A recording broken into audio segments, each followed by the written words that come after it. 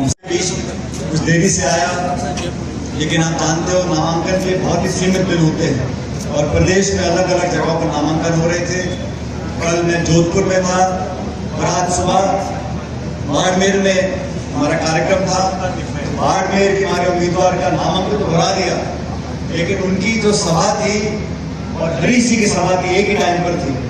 तो मैं हिंदुस्तान पाकिस्तान का बॉर्डर वहां से चल के हरीश जी का समर्थन करने, आप सबसे समर्थन मांगने के लिए यहाँ पर आया हूँ। और हरीश जी, आप विधायक हो, आपके पक्ष में सभी लोगों ने अपनी अपनी बात रखी है। शेखावत साहब से लेके मुकेश भाकर साहब तक, हर समाज, हर उम्र के, हर नेता, हर संगठन के पदाधिकारी ने आपके पक्ष में बात रखी है। और मैं जानता हूं कि ये चुनाव न सिर्फ इस लोकसभा क्षेत्र के लिए महत्वपूर्ण है साथियों, लेकिन ये चुनाव इस देश के लिए महत्वपूर्ण है। और मैं ऐसा मानता हूं कि ये चुनाव दो व्यक्तियों का नहीं है, ये चुनाव सिर्फ सांसद बनने का नहीं है, ये चुनाव इस देश के भविष्य का चुनाव है। और वह गंभीरता से आप लोगों को बात को समझना चाहिए।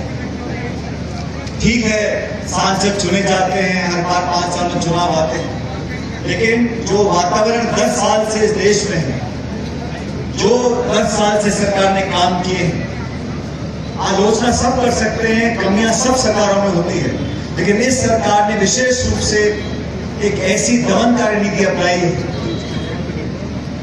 कांग्रेस मुक्त बनाना चाहते हैं हिंदुस्तान को, विपक्ष के लोगों की आवाज को दबाना चाहते हैं। वहां तक भी ठीक है, लेकिन संवैधानिक संस्थाओं का 75 साल से अलग अलग सरकारों ने जिन संस्थाओं को पोषित कर इतना मजबूत बनाया कि हमारे गणतंत्र, हमारे लोकतंत्र का सिक्का पूरी दुनिया में चलता है, उन संवैधानिक संस्थाओं को नीतिगत तरीके से जानबूझकर उनकी विश्वसनीयता को खत्म करने की साजिश ये सरकार रच रही है। आप लोग गंभीरता से सुनो। लोकतंत्र का मतलब ये नहीं होता कि हम वोट डालकर कोई जीत जाए। वोट तो बहुत देशों में पड़ते हैं, हमारे विपक्ष की राजनीति करने के रास्ते बंद हो जाए। कांग्रेस प्रमुख विपक्षी दल है, हमारे बैंक के खातों को सीज कर लिया जाएगा। 1994 में कोई नोटिस आया था इनकम टैक्स का, उस नोटिस के आधार पर कांग्रेस के 11 खाते बंद कर दिए, एनएसयूआई का खाता बंद कर दिया, यूथ कांग्रेस के खाते बंद कर दिए। सरकार ने करे, वो तो मैं धन्यवाद देना चाहता हूं सुप्रीम कोर्ट का कि सुप्रीम कोर्ट ने इंटरवीन किया और ये कार्रवाई को रोका। जो खाते बंद करना चाहते हैं, निर्वाचित मुख्यमंत्रियों को जेल में डालना चाहते हैं, मुकदमे करना चाहते हैं, छापे डलाना चाहते हैं, सरकार की एजेंसी का दुरुपयोग करना चाहते हैं, वो लोग नहीं चाहते इस देश में चर्चा हो। हम चर्चा की चुनौती देते हैं, आप चर्चा करो। 10 कानून बनाए, किसानों के खिलाफ 3 काले कानून, नोटबंदी, जीएसटी, ऐसे कानून बना दिए। पार्लियामेंट के अंदर 147 सांसदों को निलंबित कर दिया एक दिन में 147 सांसदों को निलंबित कर दिया और पीछे से सारे कानून पास करा दिए। जब 300 पार हुए तो ये हाल है, अब 400 पार हो गए तो पूछने वाला नहीं बचेगा। हो रहे हैं इस देश में बोलने की, कहने की जो आजादी है, संविधान सबको आजादी देता है। 140 करोड़ देश में लोग रहते हैं, सब बराबर के इंसान हैं। मणिपुर में जो घटना हो रही है, हमारी यात्रा मणिपुर में हमने क्यों शुरू करी?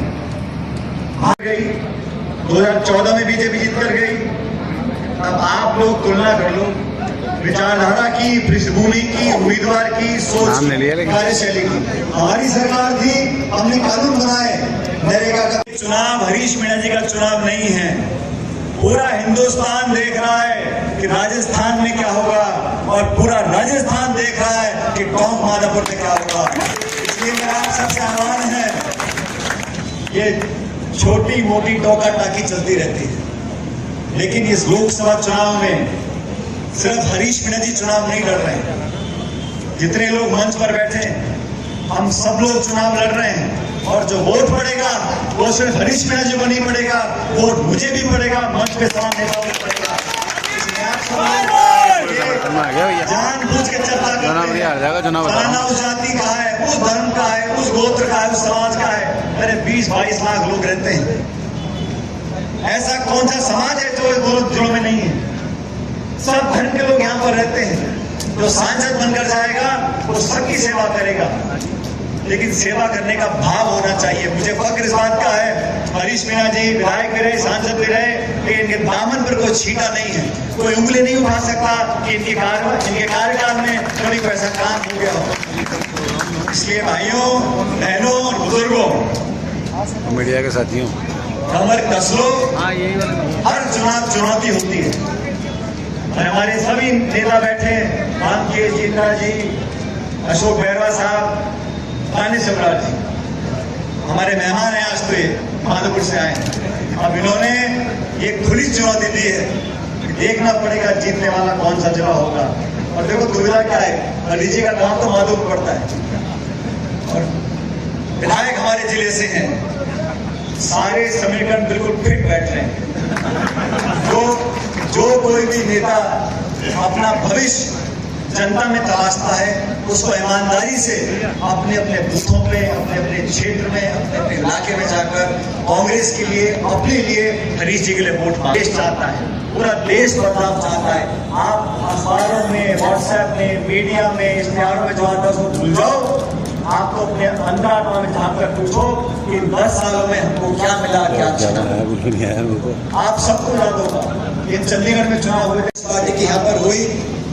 इस जिले के लोगों से, माधोपुर के जिले के लोगों से आप सबसे कहना चाहता हूँ, अभी प्रचार में हम सब लोग अलग अलग जगह जाएंगे, लेकिन ये लोकसभा का चुनाव हमारा अपना चुनाव है। यहाँ का वोट हम सब लोग मिलकर कांग्रेस पार्टी के बटन दबाकर जिताकर भेजे। तो 10 साल हो गए भाई, बहुत सूखा हो गया, अब थोड़ी हरियाली पैदा करने का समय आया है। और मैं चाहता हूँ, जैसा दानिश जी ने कहा, 50,000 बोल रहे थे, फिर लाख बोल गए, फिर रामकेश जी ने उत्साह की बात बोल दी। मैं आंकड़ों में नहीं पढ़ना चाहता हूँ, लेकिन मैं इतना आश्वासन आपसे चाहता हूँ कि कांग्रेस पार्टी की जीत अगर राजस्थान में हो तो सबसे बड़ी जीत तो माधोपुर लोकसभा क्षेत्र में हो।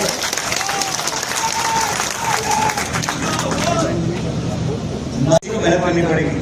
हरीश जी भी लगे रहते हैं सुबह शाम घूमने में।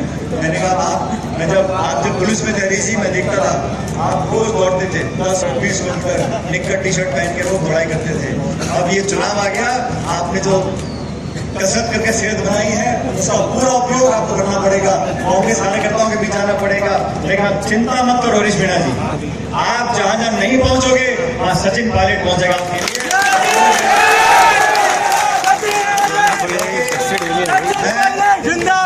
प्रदेश में मैंने बहुत काम किया, लेकिन ये मेरा जिला है, मैं यहाँ से विधायक बनकर गया हूँ।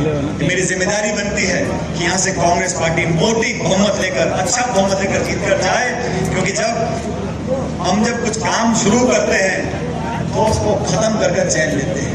आप लोग बहुत घंटों से यहाँ बैठे हो, मैं 36 गाँव के लोगों से बोलना चाहता हूँ, कृपया करके भारतीय जनता पार्टी की साजिश में नहीं फंसना कि ये तेरी जाति, मेरी जाति, तेरा समाज, मेरा समाज।